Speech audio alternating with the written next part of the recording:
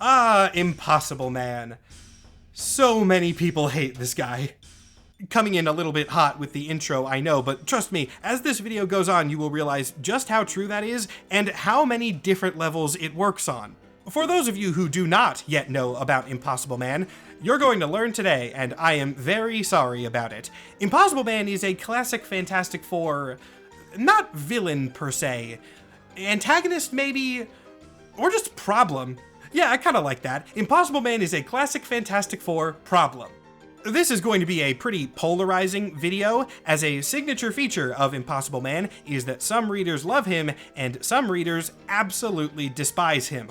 But regardless of what your stance ends up being, I think talking about his shenanigans for almost an hour is gonna be pretty entertaining. So without further ado, let's just get started. Now, normally when I do a single character deep dive video like this, I would begin at their first appearance and then go forward from there, and at some point along the way, I would do a little sidebar segment telling you about their powers. But that's not how I'm gonna handle Impossible Man. Today we're gonna do the powers first, because they're kind of the foundation that you need to understand everything about this weirdo. Impossible Man is a shapeshifter, is what I would say if I wanted to vastly undersell his abilities. He is a shapeshifter, sure, that is technically correct, but that's a pretty limited description of what he can actually do. Most shapeshifters are limited to a certain type of the power. Maybe they can change into a category of thing, like other people or animals. Perhaps they can turn their body into a different substance or material, and in some cases they can just stretch and deform into weirder shapes. Impossible Man can do all those things. And that's still not all of his abilities. Impossible Man can turn into anything. Human, animal, monster, object, material, weird cartoonish nonsense. Literally any form he can imagine, he can then assume. And that's still not the extent of Impossible Man's abilities. The thing that makes Impossible Man, or Impy as he would get nicknamed by Ben Grimm, really insane is that when he turns into something, the functions of that thing still work. This includes biological powers, he's turned into Cyclops and shot optic blasts before, but it also includes the functions of objects. You might think that doesn't sound too weird at first. After all, there are plenty of characters who can morph their body into simple weapons or tools, but I don't mean simple objects. He can mimic incredibly complex stuff. Impossible Man has mimicked part of an Iron Man suit before, and if he does that, then he can actually shoot repulsor rays out of it. One of Impy's most iconic tricks is transforming himself into a rocket. This is how he travels from planet to planet most of the time. And when he does this, his rocket form actually blasts off and takes him wherever he wants to go.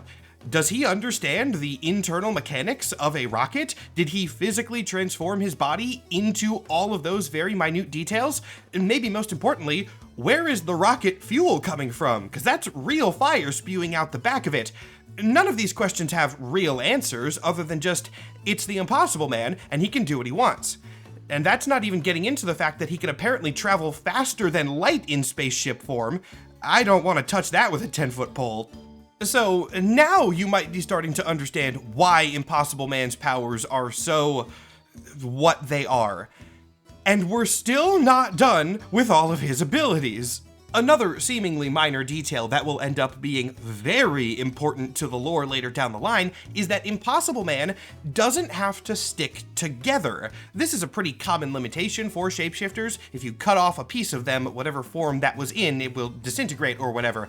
Impossible Man does not care about that. His shapeshifted forms can take as many separate quote-unquote bodies as he wants. In his first appearance, he turns into a cluster of flower petals that just go everywhere and then easily reform.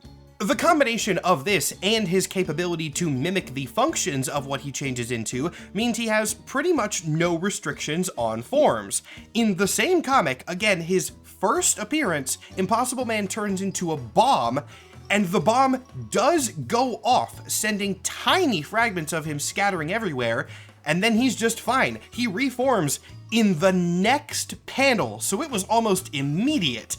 And we are technically still not done with the Impossible Man's abilities. Though at this point, I'm going to stop explaining them in detail because I think you all get the idea. I gave you all of these specific and escalating examples over the last 4 minutes because they're fun, and that's the most interesting way to present the character. But ultimately, if I wanted to describe Impossible Man's powers as quickly as I could, I would say that Impossible Man has complete conscious control over every aspect of his physical form. There are a couple more nuances to that I'll get into later in the video, but that's good enough for a summary. Before we move on to the characters' stories and history, though, there is one more quick thing I want to hit in the powers section, which is the weaknesses. If he has any. Which he kind of does, but also not really, which sounds on brand. One immediate quote-unquote weakness that you might think upon reading Impossible Man comics is his coloration. Whatever form Impossible Man takes is always green and purple, even if he's mimicking another person, which means that his transformation and real identity is quite obvious. But this doesn't actually seem to be a requirement of his powers. Yes, he keeps consistent colors for like 99% of his transformations, but not technically always. There are panels scattered here and there where Impossible Man does change his colors on purpose, such as this one where he tries to trick somebody into picking him up by turning into a popcorn bucket full of money for some reason. Not sure why that's the exact form that he chose, but this is clearly red on purpose. So this means that the green and purple colors are not a weakness or a limitation to his powers. It's just a choice that he makes on purpose almost all of the time. Impossible Man could mimic other beings perfectly in terms of their coloration, but he would rather stay green and purple, so that's what he does. Impy's other weakness is a little bit more serious, or at the very least it's not one that he's willingly imposing on himself. This is the one type of thing that he cannot mimic: magic or cosmic forces. This weakness does make sense intuitively. Impossible Man is made of matter and energy. He can control that matter and energy near perfectly, but he is still a physical entity. Okay, there's an asterisk on the end of that we'll get to later, but for now, he is still a physical entity, so it does make sense that he could not copy a spell or enchantment. I don't know if this limitation has ever been explicitly stated on the page, but we can infer it from a variety of places. Impossible Man can turn into approximations of magical items, like Mjolnir or the Silver Surfer's board, but then he just uses them for their shape and doesn't actually use their magical capabilities. Lending to this theory even more, cosmic forces do seem to be the one thing that can actually hurt the Impossible Man. He laughs off every form of physical attack, but cosmic energy legitimately scares him. With all of that covered, you now understand how Impossible Man works, at least as much as somebody reasonably can. He can be an incredibly dangerous being if he so chooses, and if you have to fight him off for whatever reason, the only way you can reliably do that is if you happen to have phenomenal cosmic power at your disposal. So with that foundation established, let's talk about what this character actually does, which is mostly annoy people. The Impossible Man first appeared in Fantastic Four issue 11 from 1961, which means he was a very early Fantastic Four character, and by extension, a very early character for modern superhero comics as we understand them. The comic begins incredibly abruptly, with Impossible Man just instantly manifesting in the middle of what the book calls a hobo jungle, and from here, he begins comedic misunderstandings instantly. Impy is hungry after the journey from his homeworld, so he asks for some food. The bystanders tell him he has to pay for food using cash. Impy asks what cash is, and they tell him to go to a bank. Impy then flies to a bank, walks right under the vault door by simply shrinking himself down, and then just takes a bunch of money, because from his perspective, that's what he was supposed to do. And now, he's gone on a bank robbery speedrun, and since a weird alien has just robbed the bank, the Fantastic Four are called.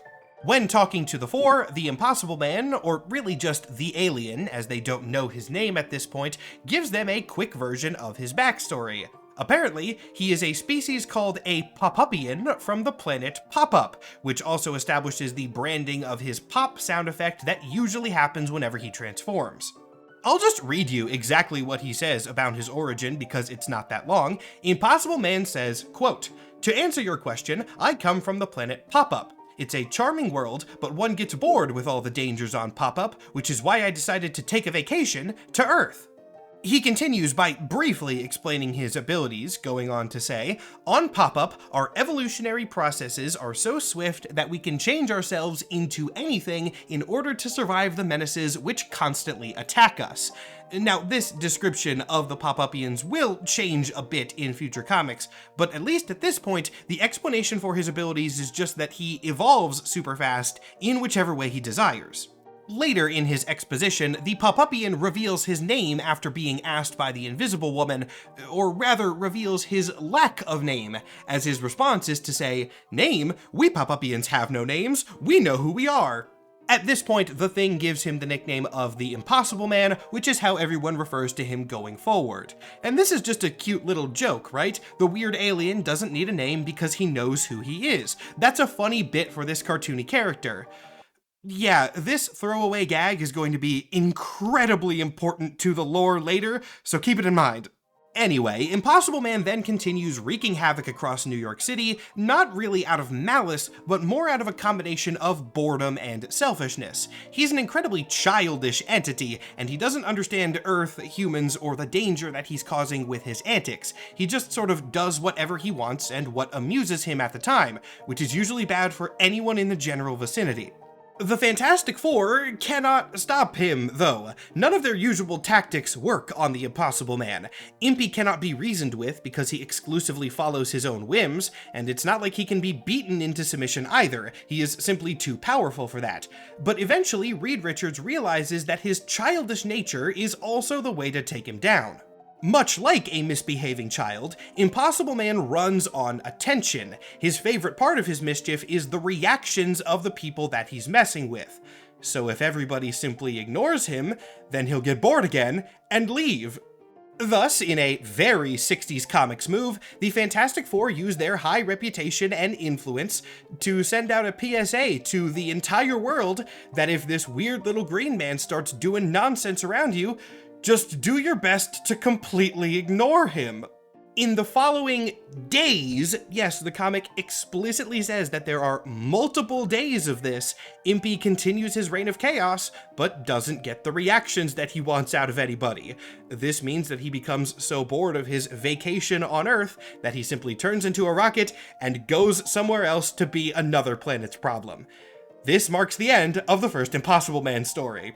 It's not a particularly long storyline, this isn't a full arc, it's all contained in a singular issue, and it is also notably strange and cartoony even for the time, which Marvel was apparently aware of, as the cover of Fantastic Four 11 does refer to it as an offbeat collector's item. Despite the weirdness, though, Marvel seemed weirdly confident in Impossible Man. The character got a whole dedicated pin-up page shortly after his debut, where he was featured alongside a roster of the Fantastic Four's greatest villains. Future comics and interactions would also heavily imply that Stan Lee specifically had a soft spot for this character that he partially created, even though he wouldn't really admit it. Stan really seemed to like Impossible Man.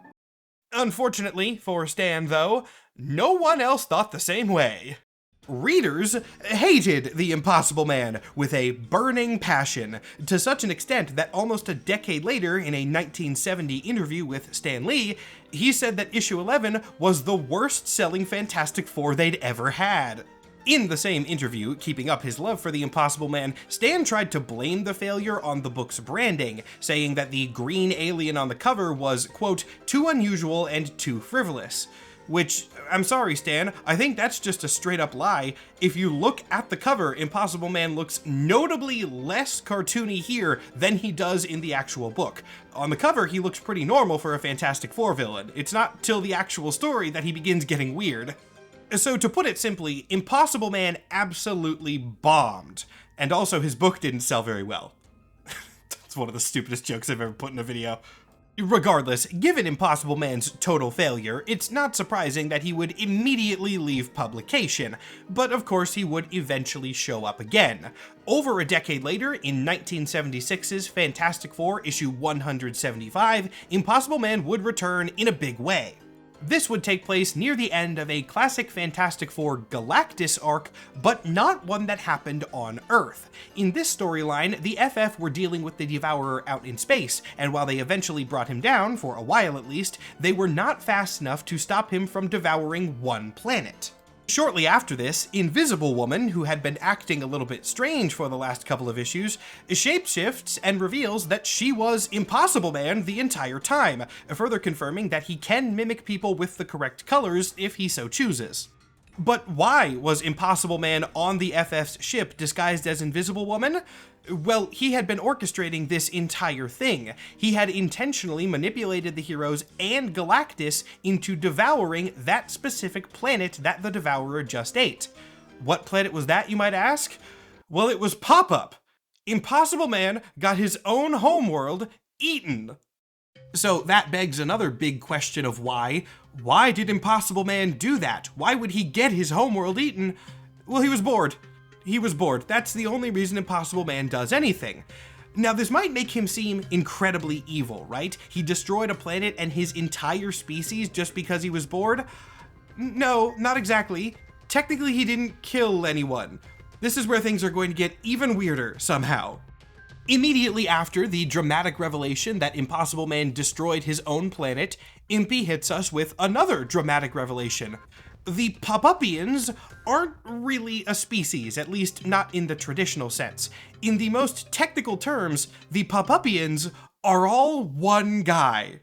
I told you right at the beginning of the video that the function of Impossible Man's powers was going to be foundational to everything about the storyline. This is one of the main cases of that. I specifically pointed out that he can split himself into different independent bodies. That's what his species is. Every Pop-Upian is just a different fragment or aspect of the Impossible Man. There are not separate Pop-Upians, they are one species across a million different shape-shifted forms. This also calls back to another very specific thing I pointed out, the line about Impossible Man not having a name. That line is directly quoted in this 1976 comics. We Pop-Upians have no names, we know who we are. And then Impy goes on to add more to the quote, saying, we did, they were me, now I'm them. Impossible Man did not get his entire species eaten by Galactus. He just kinda wanted to see what that felt like, I guess, and since he has no real restrictions on how his matter and energy form works, he just got a lot of himself eaten. But since one fragment of him wasn't eaten, he's completely fine and can regrow at his own leisure. Interestingly, this probably did still hurt, as it has been established that Impossible Man can be harmed by the power cosmic, so this was likely not a pleasant experience for him. But it wasn't a pleasant experience for Galactus either, as eating Pop-Up gave the Devourer of Worlds a case of what Impy refers to as terminal indigestion. Nasty. Wild as this second appearance of Impossible Man would be for the character's lore, it gets weirder from here, as this is not a one-off comic. This begins an entire, fairly long-running arc where Impossible Man is just a regular character in the Fantastic Four series, as after getting his own homeworld destroyed, he kinda just convinces the Fantastic Four to adopt him, in his own words. Now, some of you might be thinking that this is a very bold move on Marvel's part. The character had only shown up once before, and it was, again, the lowest selling comic in the series by an apparently wide margin, so making him a regular recurring character seems like an odd choice. But Marvel was well aware of that fact.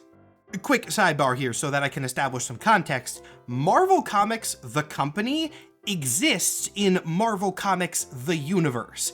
In the world of Marvel, there is a publishing company called Marvel Comics, which publishes more or less the same books that we have in the real world. The lore explanation for this is that the comics in universe are licensed. Being a superhero doesn't always pay well, and this is a way that heroes can make some income from their adventures. Heroes, typically more publicly beloved ones like Captain America or the Fantastic Four, will license out their stories to Marvel, and then that's what Marvel puts into comic book form and sells. This is a less common thing to see in current comic books, though it is still canon and the publishing company does make plot-relevant appearances from time to time. But in the 60s and 70s, Marvel's Marvel showed up probably more than you think. By extension, real-world Marvel employees and creators also existed and would show up in comics as well, most frequently Jack Kirby and Stan Lee, and that is what this Impossible Man appearance is all about. In the next issue, after returning to Earth with the Fantastic Four, Impossible Man begins aimlessly wandering around New York City looking for fun, and happens to stumble into the offices of Marvel Comics, where he learns for the first time what comic books are, and being the childish, arrogant guy that he is, immediately thinks that he should be the star of one.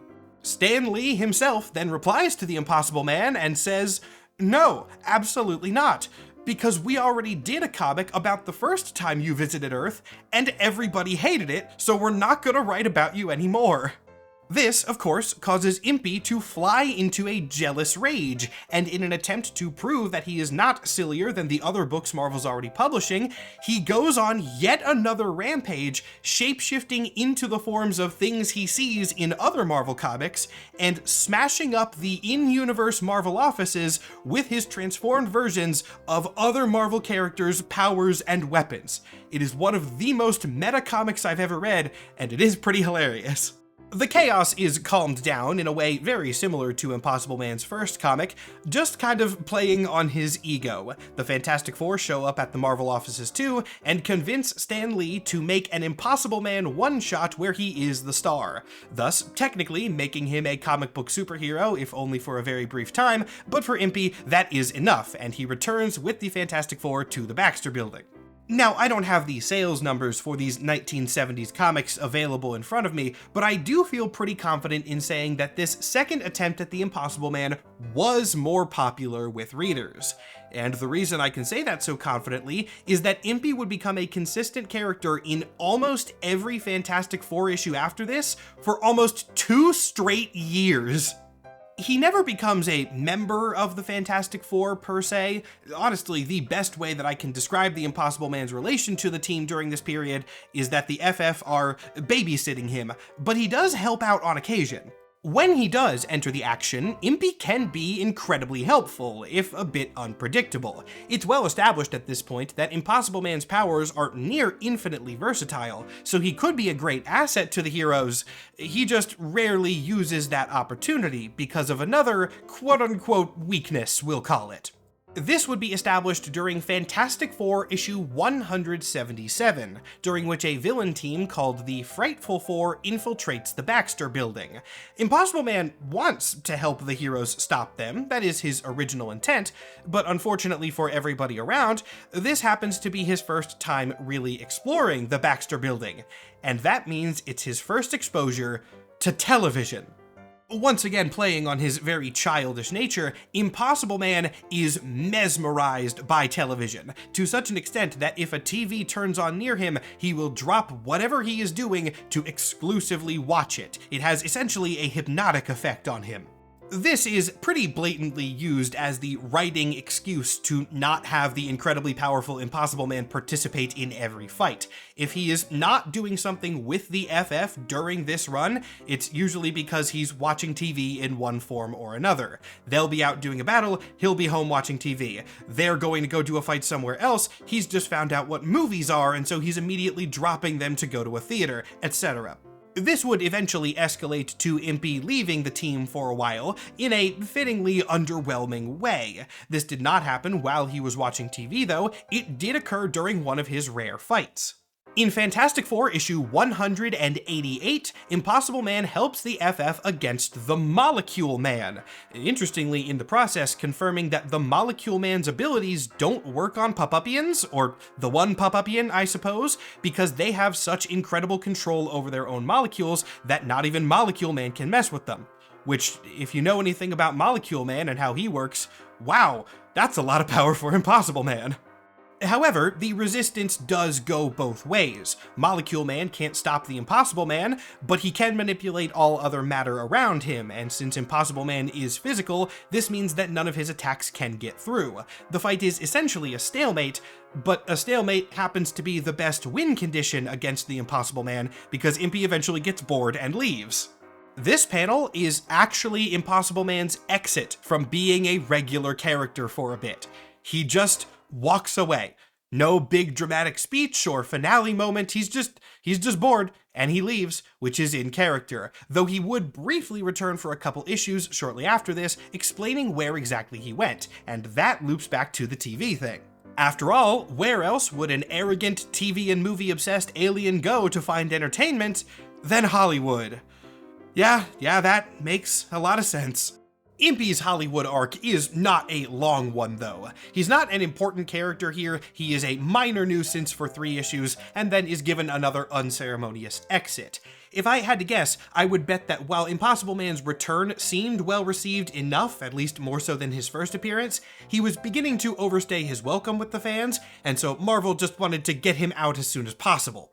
This theory is also supported by the fact that this Fantastic Four arc, which ended in 1978, was the last time that Impossible Man was ever a recurring character in a single comic.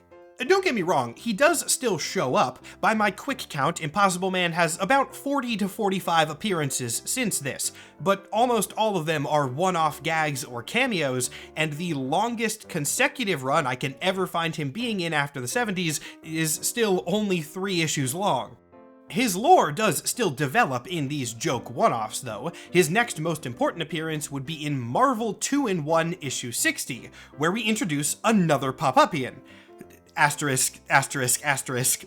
This book is a team-up of Impossible Man and The Thing, and inspired by The Thing's love for his at-the-time girlfriend, Alicia Masters, Impossible Man decides that he wants romance of his own, and so, from his own mass, he creates the Impossible Woman. Which is just him, to be very clear. It's been well established that there's only one Pop-Upian, and if you see more than one of them at the same time, that is just the one being split into different forms with the same consciousness. So he just kind of divided himself in half and then married his other half. And if you think that's questionable, it will get weirder, as apparently family life suited the Impossible Man/woman so much that they decided to expand their family, as we would see in Marvel 2-in-1 issue 86, where they have split further into having kids. At least 23 separate kids.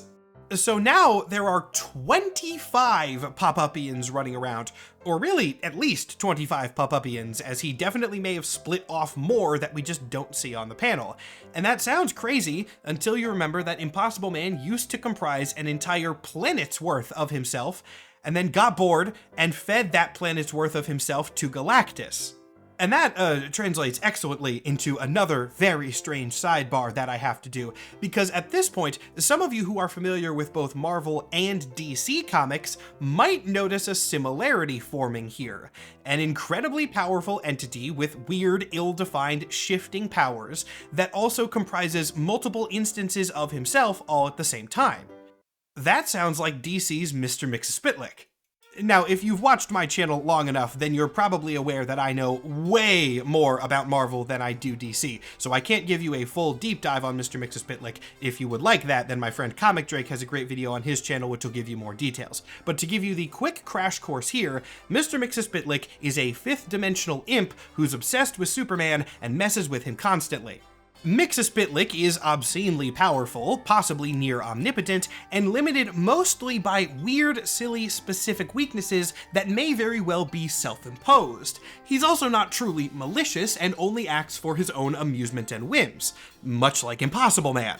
And most importantly, for the lore that we are talking about today, there is only one Mr. Mxyzptlk across everything DC publishes. Again, I'm not nearly as much an expert on DC, so this is just as I understand it, but I believe that every iteration of Mxyzptlk you've ever seen across any media, be it comics, movies, TV, video game, whatever, is canonically the same exact fifth-dimensional imp, hopping around to different universes, taking different forms, and messing with different versions of Superman.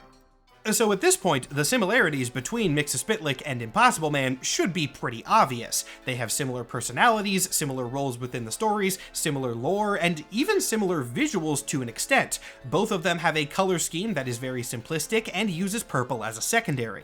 Their similarities run so deep that they might canonically be the same entity, as we see in Superman issue 50 from 1990. In a page from this comic, we see a cartoony purple and green fire hydrant fighting what seems to be a set of superheroes. All the heroes are conveniently off-panel or obscured in some way, but we can clearly see a trail of fire, an elongated blue stretching shape, and obviously this guy in the center. But this guy in the center doesn't look like a Fantastic Four character, right? Yeah, this is maybe the most clever thing about this whole panel. This one hero is fully in frame, you can see his whole body, and while he has a generally similar body plan to the Thing, he's made of pink ooze. Except he's not made of pink ooze, that's been sprayed on him by the fire hydrant. As we can tell from the dialogue, what a revolting development, I've been glopped. So this is clearly the Fantastic Four, right? Like, obviously this is intended to be the Fantastic Four. The only one we don't see is Invisible Woman. And I shouldn't have to explain to you why that makes a lot of sense. As this battle goes on, the fire hydrant seems to be distracted by some Superman stuff going on in another reality and leaves the fight, annoyed that he's having to leave his entertainment with his, quote, fantastic new friends, at which point the fire hydrant hops realities and turns into Mr. Mxyzptlk. Of course, the comic doesn't use any explicitly Marvel-owned terms. They never say Fantastic Four or Impossible Man, but boy, do they get as close as they reasonably can. It's very clear that the intent here is that Mr. Mxyzptlk and Impossible Man are the same guy, just taking different forms for the different realities. Now, there's a lot of things that I could say about this, but before I go into more detail, there's actually another connection between the two characters that I need to address. This one taking place 6 years later in a Silver Surfer and Superman crossover. So this was both a Marvel and DC book, which means it has more canon effectiveness. In this comic, thanks to some multiversal weirdness, Mxyzptlk and Impossible Man actually do meet, seemingly confirming that they are not in fact the same entity, and just two who happen to be similar and share similar philosophies. Though I will say, I don't think this necessarily confirms that the two are different. Impossible Man married himself. He seems perfectly capable of interacting with different iterations of his own consciousness like they're separate entities.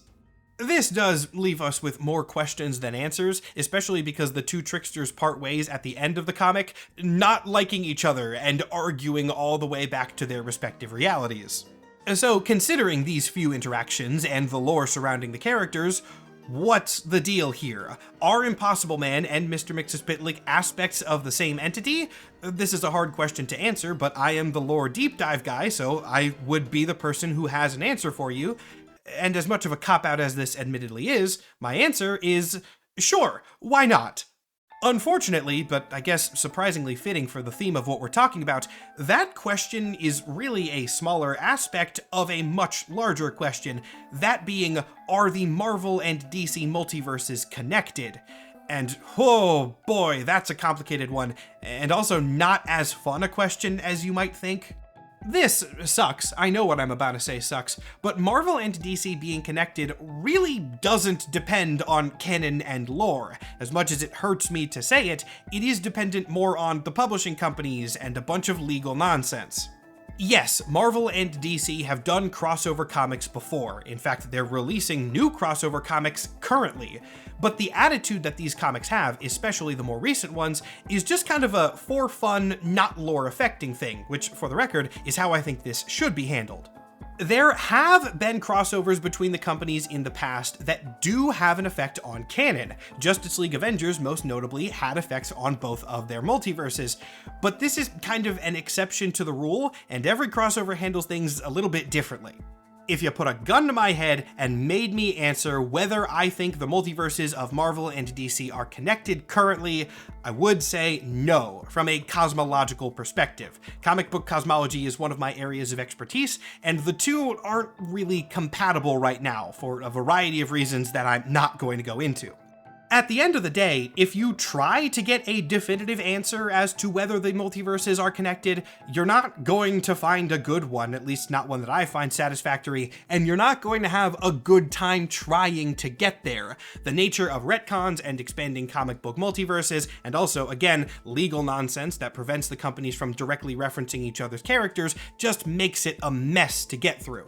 Will that status change in the future? Yeah, probably, but it has also changed before, and right now I can only speak for my understanding in current canon, where I don't think they're connected. So does that mean that Mr. Mxyzptlk and Impossible Man are for sure not the same being? Well, I don't know, maybe not. It's just kind of for fun, which is why I said sure. If you want to go with the thinking that Mr. Mxyzptlk and Impossible Man are different aspects of the same extra-dimensional entity, sure, go right ahead. Who's going to stop you? The point of both of these characters is that they defy typical logic in favor of their own weird mischief, so all of this makes sense. I'm sure people at Marvel and DC's legal departments might give you a different answer, but screw Marvel and DC's legal departments. Comic books are supposed to be fun, and I think this is the most fun way to interpret it. Was that a very long tangent for me to ultimately just say, go with what's fun? Yeah, it was, but I would argue that is the spirit of comic books right there. Oh, okay.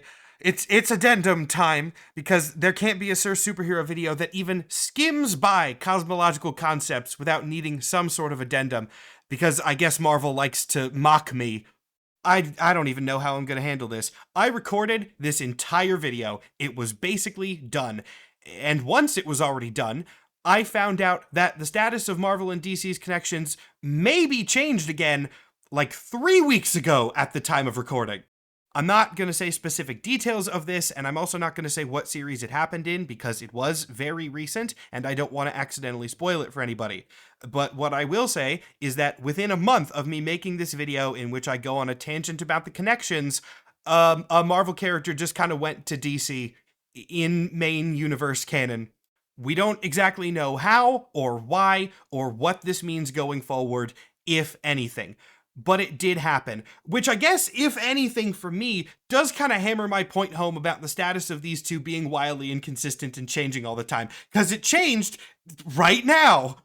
I do not have the time or information to go into any specifics about this, so I'm not going to. This video is about Impossible Man. Marvel and DC's connections are way out of scope. This was just one of those things that I know I had to mention, because if I didn't bring it up, people are going to be like, what about insert comic here in the comments? And I know about it, and we'll see where it goes. And I know this was a very unsatisfying addendum that probably annoyed more people than it helped, but there we go. And you know what? It is wildly thematic and hilarious that the video about Impossible Man had to do something weird to annoy me specifically. That's the most on-brand thing that could have possibly happened, and I feel like Impossible Man and Mxyzptlk are somehow conspiring against me. But whatever, now back to what I was talking about. So now, let's return to Impossible Man specifically, because things are just going to continue being weird for him. As we get back into the chronology, I should say that it is kind of difficult to explain every single appearance of Impossible Man, because as I already said, most of them are joke one-offs and cameos. I sure could take you through all 40-something appearances of him, but it would just be a lot of pictures of him turning into weird stuff. And while some of that is pretty funny, like this time that he turned into definitely not Superman, hey look, we're back to that already, I do think it would get repetitive really quickly, so I'm just gonna hit the highlights. In the coming years, most of Impossible Man's appearances would be bothering the Fantastic Four and their adjacent characters like the Silver Surfer, but he would also show up in other places like Spider-Woman and X-Men, because who's gonna tell the Impossible Man where he can and cannot go? In 1990, he finally got his own self-titled comic titled The Impossible Man Summer Vacation Spectacular, though this was not a long-running comic, it was only 2 issues. Summer Vacation Spectacular is also not a singular story. The best thing I can compare it to is actually old Mickey Mouse cartoons. It's a bunch of mini-comics about Impossible Man messing with characters in the Marvel Universe, where he is also very specifically drawn in that classic rubber hose animation style. It's also worth noting that these comics had a million pop culture references in them. Impossible Man was always willing to do that kind of thing, but Summer Vacation Spectacular really hammers it home. He turns into Yoda, he turns into a Ninja Turtle, he even turns into the Rocketeer, and that's just to name a few. Story-wise though, it is a bunch of shorts. There's not much more for me to say about it. If you have found Impossible Man funny up to this point, then you'll probably love Summer Vacation Spectacular. If you find Impossible Man annoying, then this comic might kill you. And on that note, let's talk about the times Impossible Man has died. Or died in quotes. You can't get rid of him forever, but writers have certainly tried. And both of these instances are bad. They're very bad, just in different ways. In Spider-Man and the Fantastic Four, issue 1 from 2007, an energy blast from a villain named Imperator seemingly disintegrates Impossible Man. You can see his body fly apart into goo and eventually turn into this green gas. But as we all should know at this point, there still being green gas there does imply that he's not actually destroyed. And sure enough, 2 issues later, Impossible Man returns back to his natural form, because Spider-Man throws him up? Yeah, Peter had accidentally inhaled some of Impy's gas form, and then the alien was just kinda reshaping himself in Peter's gut until he eventually came back out. My God, that's vile. Despite his eventual reformation, this disgusting process did mess with Impy, as likely due to him turning into a gaseous form, his usually singular consciousness fragmented outwards into being a more traditional species. With a shattered consciousness instead of a singular one, Impossible Man turned into this thing, which refers to itself as the body conglomerate of the Papupian race. This body conglomerate eventually stabilizes and turns into what seems to be a race of distinct, unconnected Papupians, all of whom are more mature and reasonable than Impossible Man usually is. This, along with a couple quick lines from his earlier appearances, does imply that Impossible Man used to be a separate species, and the reason that he is singular now is because that race combined into one. Though this canon is inconsistent, and personally, I prefer the explanation that he was always just one guy. This is supported by the fact that the original Impossible Man does just kind of re-manifest at the end of the book, and the existence of the separated Papupians doesn't really matter that much going forward. So I feel like it's more likely that the gaseous form just kind of made him go insane for a bit and believe him to be separate beings, which was later rectified with time. This whole Spider-Man throwing him up incident, though, would not be Impossible Man's only apparent death, and the second one is less gross, but also more disturbing in a different way. This happened in the Chaos War event, which was a huge team-up of heroes fighting against an ancient god of darkness named Amatsu Mikaboshi. During a largely unsuccessful battle against the god, Impossible Man shows up to lend his aid to the heroes, though not for heroic reasons. He just thinks fighting an ancient darkness god would be fun. This, though, would prove to be the only fight that we ever see Impossible Man actually legitimately lose in the traditional sense of the word. See, Amatsu Mikaboshi is weird. What exactly its lore is has been shifted a lot as various Marvel cosmic canon changes. Right now it's kind of connected to null and symbiote stuff and primordial abyss energy, whatever it actually is specifically. Amatsu Mikaboshi definitely wields cosmic energy, and we know that cosmic energy can hurt Impossible Man. Eventually getting fed up with the Papupians' antics, Amatsu Mikaboshi manages to pin Impossible Man down and somehow disable the entity's control over his own molecules, basically melting him in a shockingly dark panel, which gets even more sad when you remember that Impossible Man is basically a child. If you want to be even more sad about it, given his lore, it is entirely possible that this one interaction is literally the only time in his entire existence that Impossible Man has felt pain. So that's... wow. Wow. Anyway, he was fine. Yeah, as dark as this was, Impossible Man would show up completely returned to normal in a comic only 3 months later, and they never really addressed what happened here. So I guess not even cosmic energy can kill him for long. It can injure him, but it cannot end him. Since his apparent revival, he has, as usual, appeared in a bunch of cameos, but there are really only 2 more appearances that are plot relevant enough for me to discuss them, the first of which revolves around Impossible Man's son. Yes, he's had many sons before this, but this one is different. Sometime around 2013, Impossible Man spawned another child, but for reasons that are never fully explained, this one was distinctly different than the original one was. Most of Impossible Man's different forms have the same chaotic personality, but this new child, which Impy named Adolf, the Impossible Boy, was serious and introverted, in stark contrast to his father, or father self. You know what, I'm just not gonna put labels on this. Being an unsurprisingly terrible father, Impossible Man then just kind of dumped his kid on the Fantastic Four so that they could watch him, using the very bad excuse that poor Adolf was entirely too possible. And then Impossible Man just left again so that he could keep doing whatever he wanted. It's been revealed that at least some of Adolf's personality differences come from the fact that he has a serious anxiety issue, and there's a genuinely very sweet scene where Medusa talks to him and promises that she's going to help him be less nervous and worried about the state of things. This is actually pretty cute. Adolf then joins the Future Foundation for just a couple of issues, but isn't a major character and has not been seen since this arc, so we have no idea what he's doing, if anything. He may even have been reabsorbed into the Impossible Man consciousness in some way. Now though, we're reaching the end of this, with the last Impossible Man appearance I want to go over that also happens to be his most recent one. And boy, while this comic was intended to be a one-off joke, I think they, likely completely unintentionally, blew Impossible Man's lore completely out of the water for a bit, because my god, this book has some implications.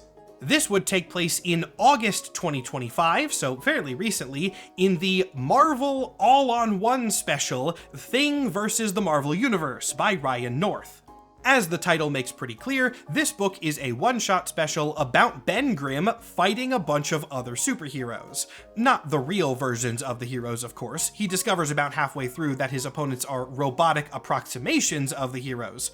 But the one who created the robots is evidently Impossible Man. At the end of the comic, once Ben Grimm has effectively beaten up every single robot and destroyed the surrounding scenery in the process, he is quickly approached by an enraged Impossible Man, fuming mad that the Thing did not play this game as apparently intended. He says, quote, "I'm the one who built this world. It was supposed to be this big hairy mystery that you were going to get to the bottom of. Who created these robots? Why are they attacking? What happened to everyone who lived here? Why were they duplicated? Hell, why did the robot Invisible Woman say you'll never understand blah blah blah blah blah?" The point is that this was a challenge. Impossible Man put the Thing into this simulated version of reality where everybody was robots, with the intent that Ben Grimm would go on a bit of an adventure and figure out what was going on. It was a storyline that Impossible Man had set up to watch from afar, which is in character for him. But then the Thing, being the Thing, just kind of smashed everything instead of actually investigating. This is fun, it's a good one-shot concept, and it's a good writing excuse to have an issue that is just a big non-stop punch-out without being weird in terms of canon. But it is kind of weird in terms of canon, because if you really think about it, this doesn't make sense with how Impossible Man's powers function, at least not directly. The duplicate heroes are not Impossible Man clones, at least not Impossible Man clones as far as we are aware. They are robots. The Thing smashes them and they fly off into mechanical parts, pretty obviously. Impossible Man himself even says that these are robot duplicates that Ben was supposed to look into. But Impossible Man can't do that. He has never been stated or demonstrated to be a mechanical genius of any kind. He doesn't build inventions or gadgets. He has no reason to. If he wants to make something, he'll just shapeshift into it. So logically, these were not actual robots, or rather, they were actual robots, but they were robots that Impossible Man had turned into. So that means that Impossible Man is strong enough to turn into this entire army of heroes with all their powers, though the powers are stated to be weaker than they should be, all at once, which is a little bit stronger than we thought he was before. And that's not even where the comic ends. Later in Impossible Man's angry rant, he reveals that the planet where this adventure is taking place is Pop-Up. He has kidnapped the Thing and brought him to Pop-Up, which has then been forged into a replica of Earth, all for this quest to take place. And then, once the quest is over, Impossible Man simply reverts Pop-Up to its natural state with a snap of his fingers. This is such a simple action, and wow, is it a big deal for the character! Over the course of a page-turn transition, we see Pop-Up go from a destroyed ruin to a pretty close approximation of what it looked like before, actually in an excellent homage to how the planet appeared way back in Fantastic Four issue 11. This is instant. He just, again, snaps his fingers and abracadabra, the planet is back. Impossible Man cannot warp reality. He does not have the capability to do this. He changes himself. He does not change things around him. So that means that he was the entire planet of Pop-Up all at once. Every person, every plant, every animal, every structure, every speck of dirt on Pop-Up, that was all Impossible Man's own biomass. And again, this is never explicitly stated on the page, but that is the only explanation that lines up with his decades of established lore. We don't know if this was always the case. There's no way to be sure that the original Pop-Up was also just Impossible Man himself. Maybe after the original planet was eaten by Galactus, Impossible Man decided to recreate his homeworld using himself.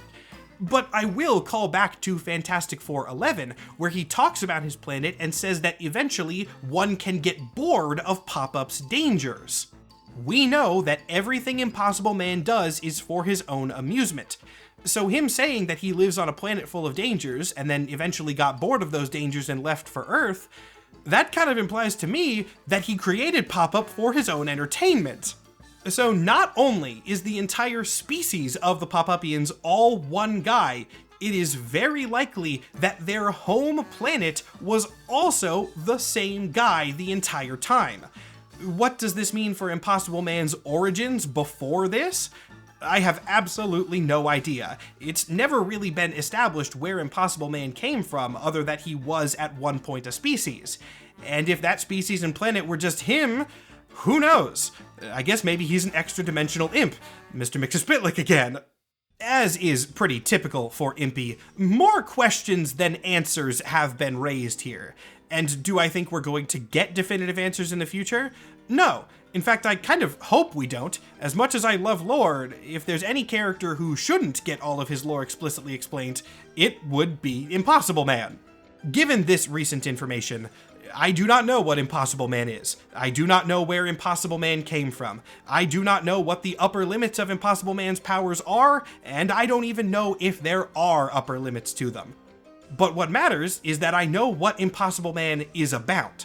Impossible Man is about screwing with people and causing one very specific type of problem over and over and over.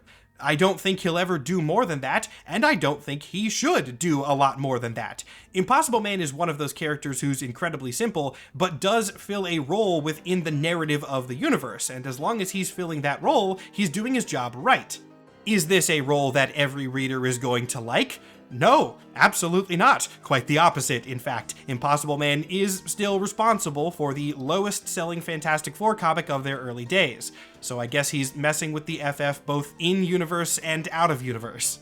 But whether you love him or hate him, that actually doesn't matter at all, because even if all the fans think that he's horrible, bringing back a universally hated character for a gag is still pretty funny. Hell, that's been Impossible Man's entire existence for the last 30 years. Impossible Man is silly, he is stupid, and he is annoying.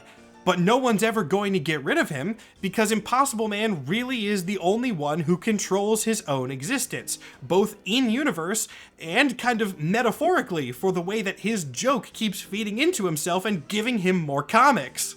Doesn't matter what you think, doesn't matter what I think, this weirdo will keep showing up, because as long as Impossible Man's entertainment persists, he ain't going anywhere.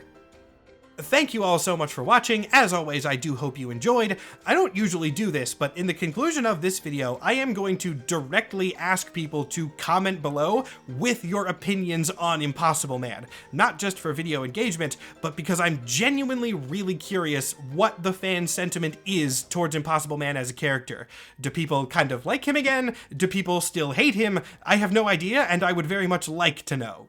And as you do that, I will quickly plug my other platform. As most of you returning viewers probably know by now, I have a Patreon. If you check that out, you can find early and ad-free access to all of my videos, as well as a Patreon exclusive video every month.